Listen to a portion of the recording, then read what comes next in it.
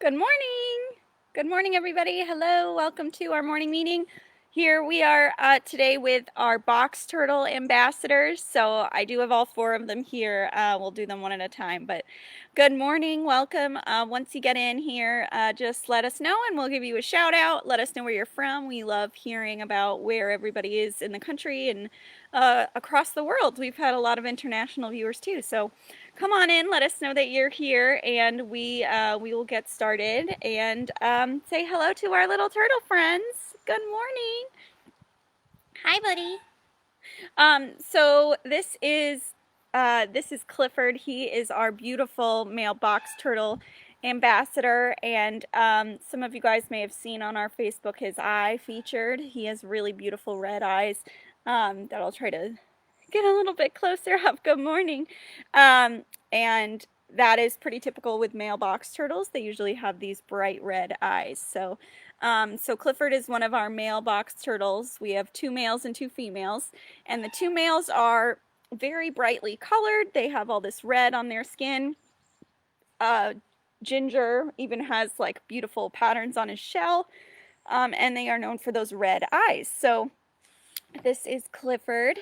Good morning, buddy. Box turtles are called box turtles because of the shape of their shell. So they are known for this very tall, domed shape that their shell has. There you go. And what is significant about that is it allows them to completely tuck their bodies inside of that shell. So their head, their feet, their legs, and their tail all come inside of their shell when they're scared or nervous or see a predator, and they will completely hide themselves inside of this shell. So you can see his his little pouches in here. That's where his legs would go, and they are the only species of turtle that can completely enclose themselves in their shell. What's really cool is that when they are all boxed up, they actually have this little hinge on the bottom of their shell right here. So that hinge is what allows them to completely close up their shell in front of their face, just like a little trap door. And that's what makes them really unique in the turtle world. These guys are the only species of turtle that are able to do that. So very cool little guys, very unique. Other turtles can, tuck their heads and legs inside of their shells, but they're not able to close up their shell the way that a box turtle can. So they actually have um, two pieces of bone here that make up the underside of their shell, and one is this front part, one is this back part, and they have little muscles inside their body that pull up those pieces to protect their face and their legs. So these guys are very, very unique in the turtle world. Hi, buddy. Good morning. All of our box turtles at the center came to us because they were kept as pets by folks who thought that box turtles were able to be kept as pets or made good pets, and they are still available in some areas of the country, but it is not legal to own them in the state of Maine. Hello, Denise. Hello, Isaac. Hello, good morning. These guys are very endangered in our state, so taking them out of the wild, removing them out of the wild, and keeping them as a pet has really bad effects on their populations. So these guys are protected, and it used to be very common that you would see these guys as little babies out in the wild. They are, the size of maybe a quarter when they're hatched from their eggs. And a lot of folks think that when they are that small, they need human help. They need to be with their parents or something like that. And this is actually not true. Turtle babies are on their own from the second they hatch out of their eggs. It sounds sad, but it's just how turtles are. So they actually are ready to be on their own from the size of a tiny little quarter, and they are really good at finding their way around and figuring out what they need to do and where they need to go in order to survive. So when we see baby turtles out in the wild, we don't want to necessarily mess with them. If they're in an unsafe area like a road, it's perfectly okay to kind of get them out of that space and put them on the other side of the road in the direction they were headed, but we don't want to remove them from the overall area because they are very, very tied to their home range. So they really need to be in the area that you find them in. So I'll put Mr. Clifford here back, and we can meet one of our other box turtles because we do have 4 of them. And they're all very unique and special in their own ways. The last thing is that we do have a couple of different subspecies of box turtle ambassadors. So Clifford and our other female small box turtle is they are both what we call 3-toed box turtles, and that's because they have 3 little toes on their back feet. So Clifford has these 3 little toes on his back feet, and these are, you know, this is different from a normal box turtle or a common box turtle that has 4 toes on their back feet. So I'll show you guys one of those. This is Big Mama, and she is doing a really good job of showing you guys how she tucks inside of her shell. She's not the most social, so we'll only have her out for a second, but you guys can see that on her back feet she has 4 claws. So she is what we call a common box turtle. And our box turtle ambassadors have been with us for a very long time. They are among the first ambassadors that we ever had at the Center for Wildlife, and they are all somewhere between like 40 and 50 years old at this point. So they're very long-lived species, and people often don't know this when they purchase a turtle at a store or they find a turtle in the wild. A lot of people don't know how long-lived they are and how much of a commitment they're signing up for. Box turtles can live in captivity to between 80 and 100 years old, and in the wild they sometimes will live past 100. So they can live an incredibly long amount of time, and that's often much longer than folks are prepared to have a pet turtle or any pet. And it's also longer than most people live, so you might have to, you know, get your kids on board for taking care of your turtle when you pass away. But these guys are very often kept as pets, and it's not always a good idea because of their long lifespan. They also need a lot of very intricate habitat requirements and diet requirements. These guys, good morning Katie, hello.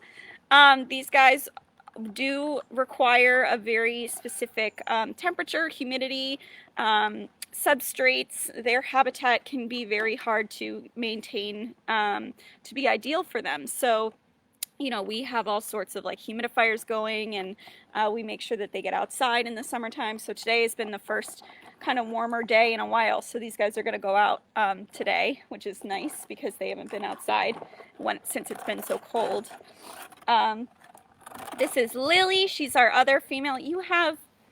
They all had a salad with a bunch of calcium powder on it. We put calcium on their food to help support their bone growth, and they are all just covered in this white dust, calcium powder. So if you see that on Miss Lily's face, that's why. It's the calcium carbonate that we sprinkle on top of their food like a little seasoning, just to give them some extra calcium in their diet, because it is really important for them to have enough calcium to support bone growth, to support their shells. And many turtles that don't get enough calcium in their diets as pets will have a really hard time and will develop shell deformities and metabolic issues because of that. So Lily has some. I know, you have calcium powder all over your face. I feel like a mom, like cleaning up after her kid. But that's what that white powder is. You're so silly. So these guys need also a very intricate diet. The box turtle diet in the wild would be really omnivorous. They would eat pretty much everything that they can get a hold of. They're kind of like scavengers in a way. They'll pretty much eat whatever they can find. They will dig up grubs and worms from the dirt, so they are kind of predators too. But these guys will eat, you know, vegetation. They'll eat insect larvae. They eat, like I said, grubs or worms. They'll eat fruits, and tomatoes is actually a big favorite for our box turtles. These guys love them.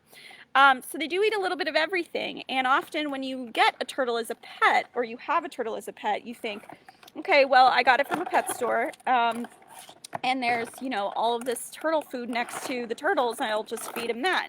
And so you end up giving these turtles, you know, like turtle pellets or whatever they sell next to them at the pet store, and that is usually not nutritionally complete. So they will really not thrive with just the turtle pellets from the store. And our painted turtles, for example, they both have some shell issues due to a lack of proper diet. So these guys need a whole salad, a whole arrangement of food.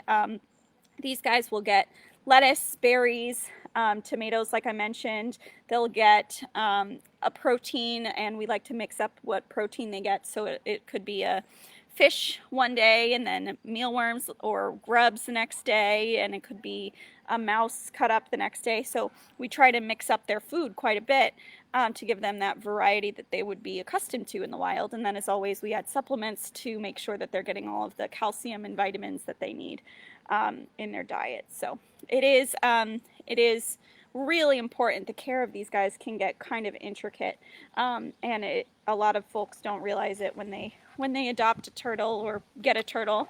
And luckily nowadays there are places like Reptile Rescues. We love Herp Haven in Maine, but before, you know, maybe the last 20-30 years, those sorts of institutions didn't really exist. So we adopted all of our box turtles because they were kind of rescues, and we were one of the only places you could bring a turtle that you had had as a pet. And we do still see this all the time. We get turtles into our medical clinic who folks have kept for you know, a long time as pets. We recently got a musk turtle admitted who was beautiful but was kept as a pet for 10 years, and we're assessing how they're doing, what the status of their health is, what they might be able to do in the wild, or whether they need to stay in captivity. So it'll be interesting to kind of see how that works out. But you have a scale that's shedding. Yes, you do. Yeah. If anyone has any questions about our box turtles, please let me know. They're very, very sweet and could hang out all day. So Ginger is our other male box turtle. So he has the orange, and then he also has this really gorgeous pattern on his shell. Sometimes you'll see box turtles, a certain subspecies of them called ornate box turtles, and that is because of the really beautiful patterns that they have on their shell. They're actually supposed to mimic the fallen leaves of a poplar tree on the forest floor. So when these leaves drop to the forest floor, they're kind of this beautiful yellow color, and they blanket the forest floor in those leaves, and that's a habitat that these guys would normally be found in, and they blend in really nicely with all of those leaves that have fallen to the forest floor. But some turtles will have this ornate pattern on their shell, some won't, and in the common box turtles, sometimes the males will have the really ornate pattern on their shell. Anne asks, is there a way to determine their age? And that's a really good question. So in some turtle species that have these little puzzle pieces on their shells called scutes, and those scutes don't like fall off or shed. In some species you can tell how old they are, and especially when they're younger, it's usually easier to tell. And the reason you can tell is because they will actually grow.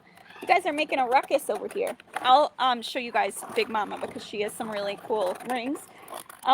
They will develop rings on their shell, just like a tree grows rings. So if you can see on Big Mama's shell, she has all these rings on her scutes. So these puzzle pieces are called scutes, and she has all these rings on there. So on some younger turtles, it is possible to assess their age accurately, but the problem is that with these turtles that don't shed their scutes, that kind of build up their layers of their scutes, what happens is it starts to wear off. Either because they rub on things, or just because some of the layer flakes off. So you can see on the top there, it's a little bit flaky. And these turtles, those top layers might fall off or flake off or get worn down. So the ridges are not always a good way to indicate age in older species or in older specimens in older individuals because they get worn down, and they might not be as drastic every year. They also go through growth cycles just like a tree does. So you can see the rings on Big Mama's shell are not necessarily even. Some of them are closer together, some of them are farther apart, so it just depends on how much growing she's doing in that period of time. And so that can often confuse it as well. Big Mama, we know an approximate age on her because she has been with people for a lot, most of her life, but we actually don't know exactly for sure how old she is.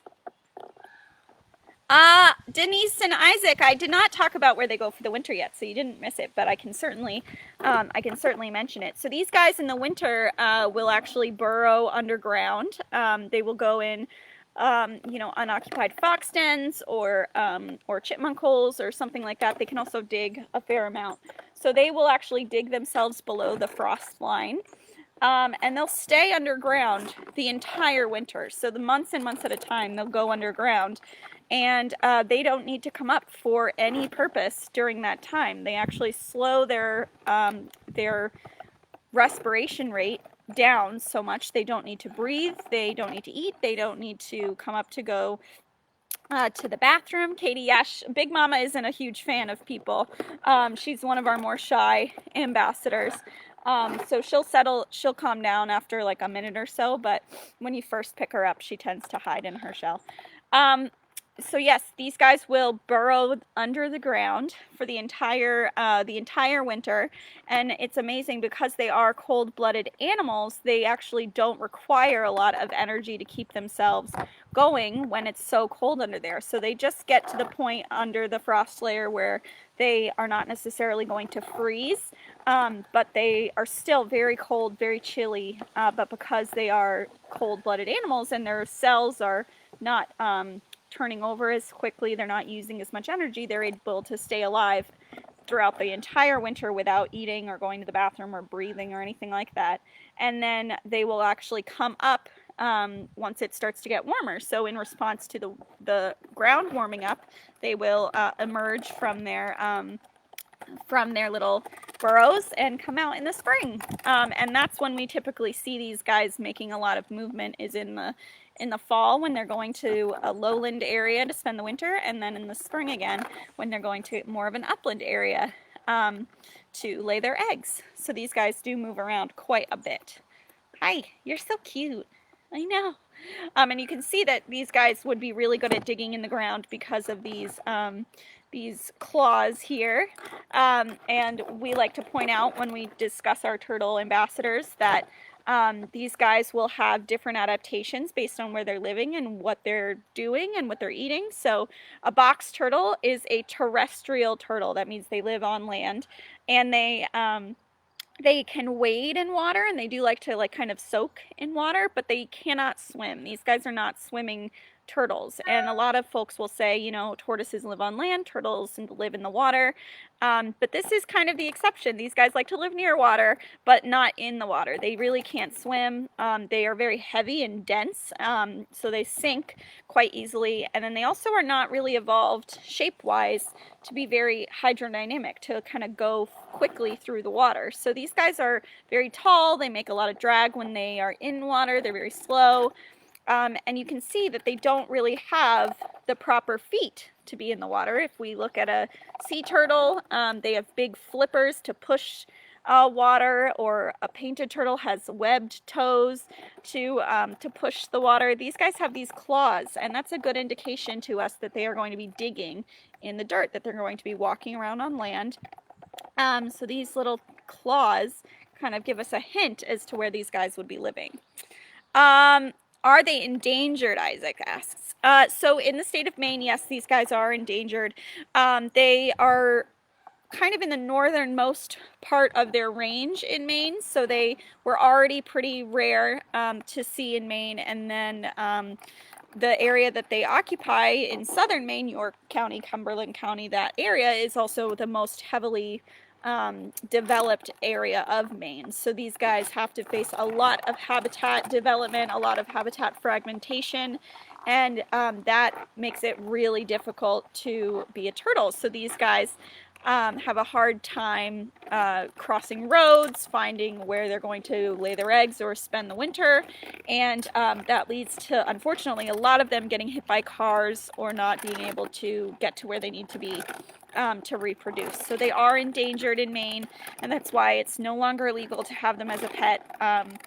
And you know, they are sometimes sold online as pets, but these guys are really not very easy to care for in captivity. They often need a lot of care, and again, they can live to be over 100 years old, so certainly a long commitment. Hi Priscilla, thank you so much. You're so sweet. We really enjoy doing all of these programs for you. We really love being able to communicate with you guys about our ambassadors, tell you guys what we've been up to. You're so cute.